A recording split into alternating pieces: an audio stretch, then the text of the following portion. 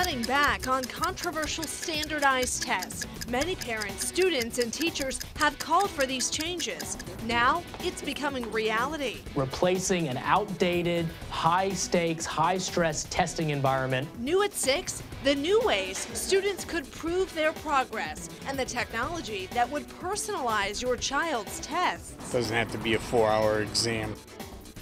The goal is for some of these changes to be in place by the end of this school year. Channel 9's education reporter Elsa Gillis spoke one-on-one with the state superintendent today about how this would work. Elsa? He says this isn't about getting rid of testing, but rethinking how we do it, and that too much emphasis has been placed on testing and that it's just too stressful for students.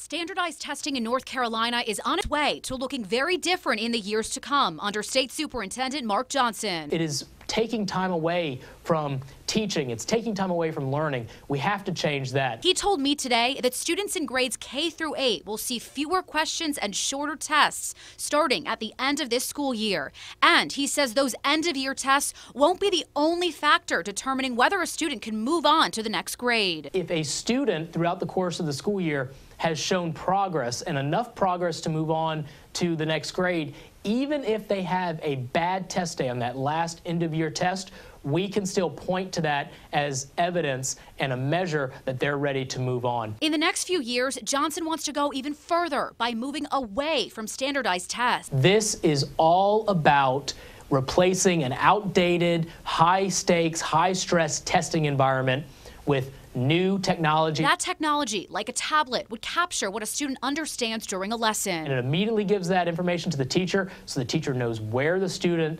is and what help the student needs. Structure is going to be everything. Parents we spoke with today felt strongly that testing is important. It's a good benchmark to find out whether somebody's really doing good in school. But this parent said shorter tests couldn't hurt. It doesn't have to be a 4-hour exam to find out whether somebody knows the basics.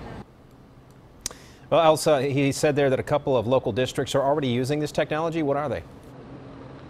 Yeah, Scott, he says CMS is already using a tool that's a step in this direction, and that Rowan and Salisbury schools are experimenting with this personalized learning as well. Scott? All right. Elsa Gillis, thank you.